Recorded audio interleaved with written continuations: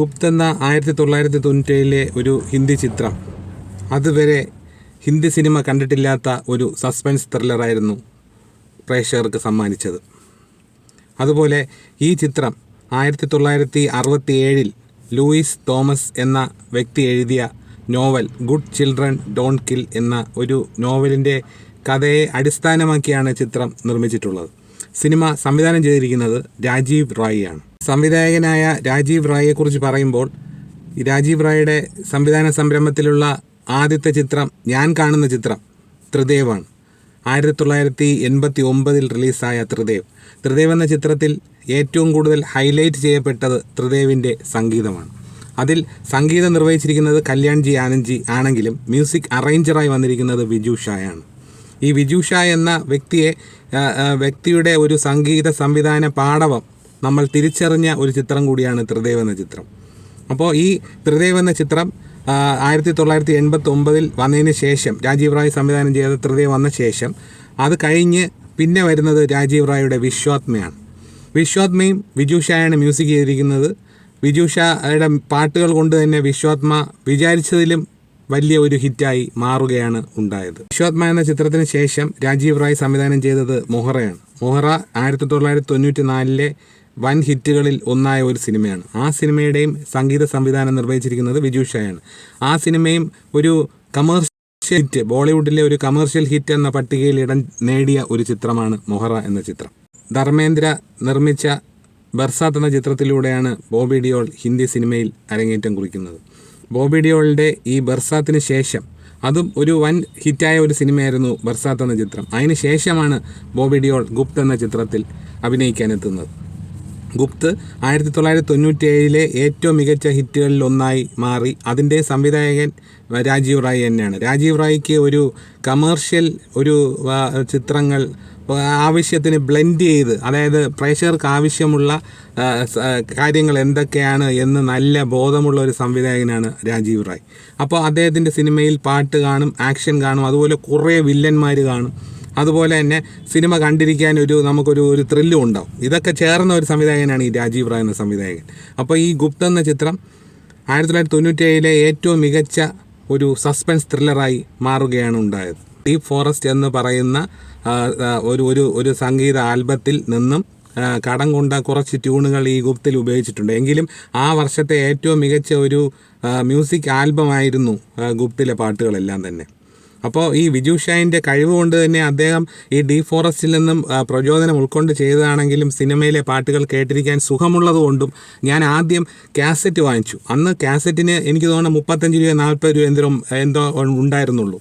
അതിനെ തുടർന്ന് കാസറ്റിലെ പാട്ട് കേട്ട് കഴിഞ്ഞപ്പോൾ ഇത്തിരി കൂടെ ക്വാളിറ്റി കൂടുതൽ കിട്ടുമല്ലോ എന്ന് കരുതി ഞാൻ ഗുപ്തിൻ്റെ CD വാങ്ങിച്ചു.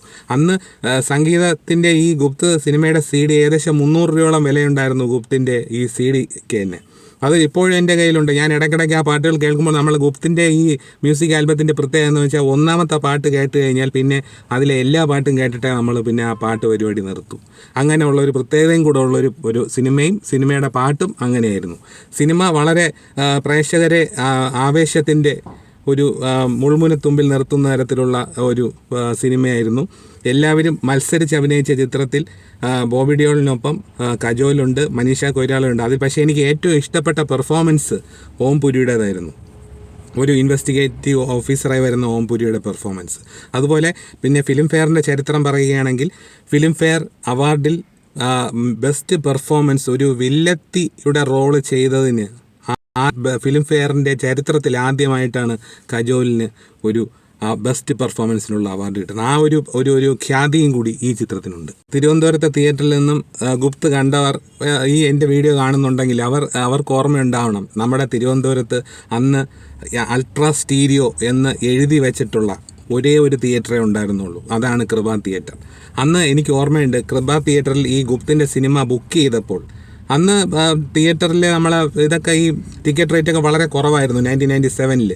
അപ്പോൾ ഈ നമ്മൾ ടിക്കറ്റ് ബുക്ക് ചെയ്യുന്ന സമയത്ത് ഈ ടിക്കറ്റിൽ ഗുപ്ത് എന്ന് എഴുതി ആ ഗുപ്തിൻ്റെ എംബ്ലം പതിച്ച ടിക്കറ്റായിരുന്നു നമ്മൾ അഡ്വാൻസ് ബുക്കിങ്ങിനൊക്കെ, അതായത് നമ്മൾ അവിടെ തിയേറ്ററിൽ ചെന്ന് ബുക്ക് ചെയ്യണം. ഇന്നത്തെ പോലെ ബുക്ക് മൈ ഷോ ഒന്നും അന്നില്ലായിരുന്നു.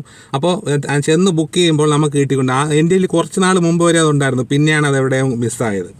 അത് തിരുവനന്തപുരത്ത് കൃപ തിയേറ്ററിൽ കണ്ടവർ ഓർക്കുന്നുണ്ടാവും, ബുക്ക് ചെയ്ത് കണ്ടവർ ഓർക്കുന്നുണ്ടാവും. ഈ ഗുപ്തിൻ്റെ എംബ്ലമുള്ള, അതായത് ഗുപ്തിൻ്റെ പരസ്യമുള്ള, അതായത് ഗുപ്തെന്ന് എഴുതിയ, കംപ്ലീറ്റ് ഗുപ്തെന്ന് എഴുതിയ ഒരു അഡ്വാൻസ് ബുക്കിംഗ് സ്ലിപ്പാണ് അന്ന് കൃപ തിയേറ്ററിൽ തന്നുകൊണ്ടിരുന്നത്.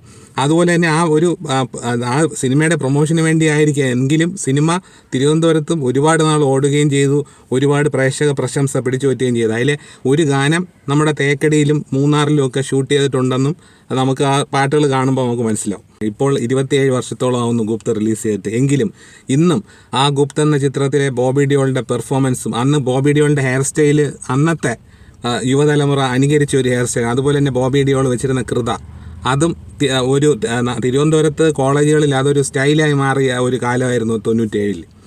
ഞാൻ ആ സമയത്ത് LLBക്ക് പഠിച്ചുകൊണ്ടിരുന്ന കാലമായിരുന്നെങ്കിൽ പോലും ആ സമയത്ത് കോളേജിൽ ഞാൻ പ്രത്യേകം ശ്രദ്ധിക്കാറുണ്ട് അങ്ങനെയുള്ള ഹെയർ സ്റ്റൈലും അങ്ങനെയുള്ള കൃതയൊക്കെ വെച്ച് ചെത്തിയ കുറേ ചേട്ടന്മാർ. അപ്പോൾ പിന്നെ ഒരു കാര്യം കൂടെ ഞാൻ പറയട്ടെ, ഈ ഗുപ്ത എന്ന ചിത്രത്തിലെ ഇത്രയും വർഷം കഴിഞ്ഞെങ്കിൽ പോലും ആ സിനിമ വീണ്ടും കണ്ടാൽ നമ്മളത് വീണ്ടും മുഴുവൻ കാണാൻ ശ്രമിക്കും, അത്തരത്തിലുള്ള ഒരു സിനിമയായിരുന്നു. അതുപോലെ ആ ഗുപ്ത എന്ന ചിത്രത്തിൻ്റെ മ്യൂസിക് ആൽബം, അത് നമ്മൾ ഒരു പാട്ട് കേട്ടാൽ തീരുന്നത് വരെ നമ്മൾ കേട്ടിരിക്കും. അത് ഇന്നും അങ്ങനെ തന്നെയാണ്. അത്രയ്ക്കൊരു ക്യാച്ചിങ് ആയിട്ടുള്ള ഒരു മ്യൂസിക്കാണ് ഗുപ്തിൻ്റെ മ്യൂസിക്. അതുപോലെ തന്നെ ആ സിനിമയും ബോളിവുഡിലെ ഇന്നോളം ഇറങ്ങിയിട്ടുള്ളതിൽ വെച്ചൊരു നല്ല ഒരു സസ്പെൻസ് ത്രില്ലർ സിനിമയാണ് ഈ ഗുപ്ത എന്ന രാജീവ് റായ് ചിത്രം.